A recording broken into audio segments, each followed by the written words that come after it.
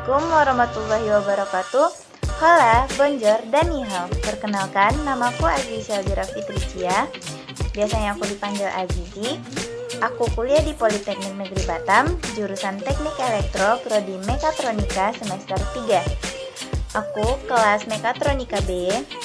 Nah, aku punya tujuan nih untuk bikin video ini. Tujuanku untuk memberitahu teman-teman semua komponen-komponen yang berada di dalam blender. Nah, ini video untuk tugas mata kuliah penggerak elektrik. Mau tahu kan apa aja komponen-komponen yang ada di dalam blender? Ayo lihat dan dengarkan video ini sampai habis. Jangan di skip ya. Sebelum penjelasan dimulai, di like dulu ya video ini dan di share sama teman-temannya.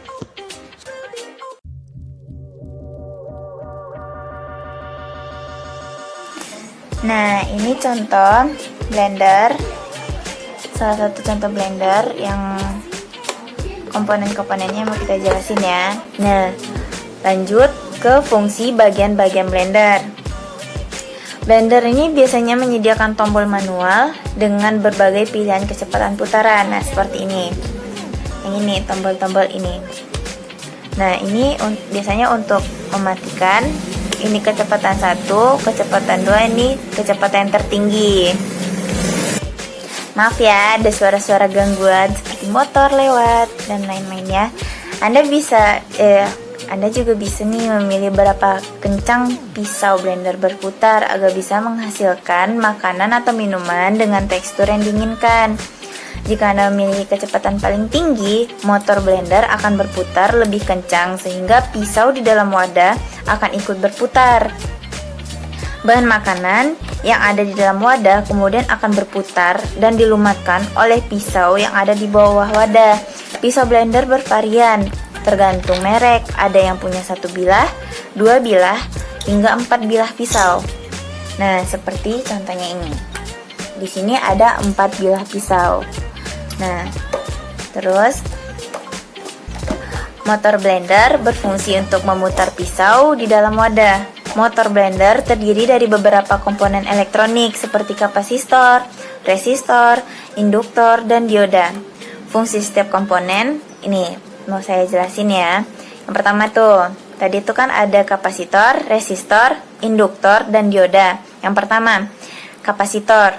Kapasitor itu berfungsi untuk membangkitkan beda fase berbeda akibat terbangkitnya flux magnet akan membuat motor berputar.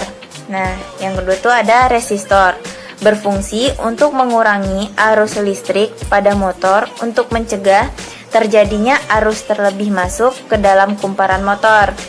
Yang ketiga, induktor, berfungsi untuk mengantisipasi frekuensi tinggi akibat putaran motor yang tinggi. Yang keempat, yang terakhir, ada dioda, berfungsi menyelaraskan tegangan yang masuk ke dalam kumparan. Nah, tadi beberapa penjelasan. Nah, di sini nih saya lebih jelaskan lagi yang ada di dalam blender tersebut. Nah, untuk menggerakkan alat itu, yaitu blender, itu tentu menggunakan komponen-komponen yang ada kan. Nah, contohnya itu yang pertama itu, yang ada di dalam blender itu, yang pertama pengiris yang berbentuk mata pisau. Yang kedua, koper roda gigi berbahan dari karet. 3.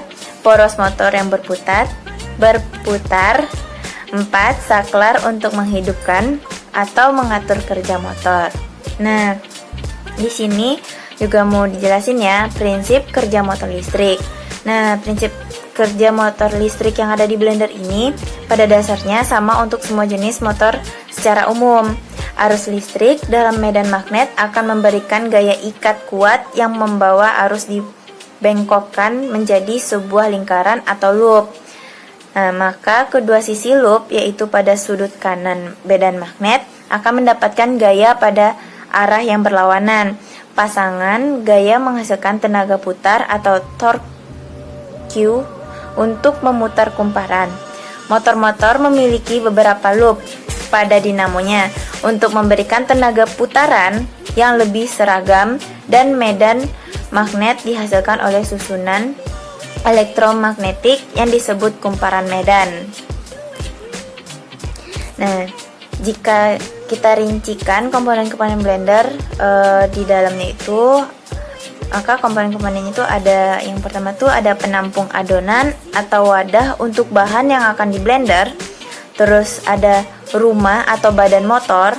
3 ada roda gigi perantara. 4 ada motor penggerak. 5 saklar pengatur kecepatan dan netral. 6 itu ada alas. Dan 7 kaki untuk menahan atau penopang. Nah, bukan hanya itu komponennya, tetapi pada blender ada beberapa komponen elektronik. Nah, yang seperti yang pertama aku bilang, yang itu kapasitor, resistor, dioda, dan induktor. Nah, jadi kesimpulannya dari semuanya itu, semua komponen tersebut, yang komponen-komponen di atas yang ada di dalam blender itu berhubungan dengan arus listrik. Kemudian, semua elektronik tersebut mempunyai fungsi masing-masing.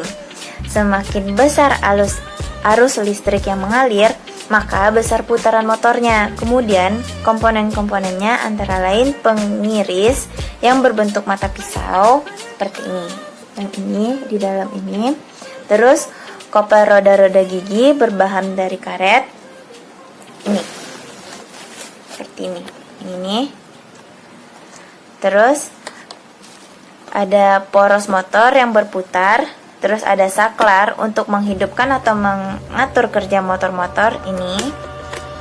Terus seperti itulah prinsip kerja motor listrik dalam ilmu fisika. Semoga bermanfaat bagi teman-teman semua. Dan silakan kalian like video ini dan share kepada teman-temannya ya. Nah, sudah tahu kan apa aja komponen-komponen yang berada di dalam blender?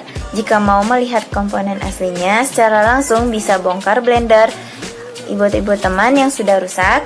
Jangan yang masih baru ya, nanti kalian kena marah. Semoga video ini bisa menambah wawasan teman-teman semua. Jangan lupa di like dan di share kepada teman-teman kamu semua. Terima kasih sudah menonton video ini sampai habis. Sampai jumpa di lain waktu. Bye bye. Assalamualaikum warahmatullahi wabarakatuh.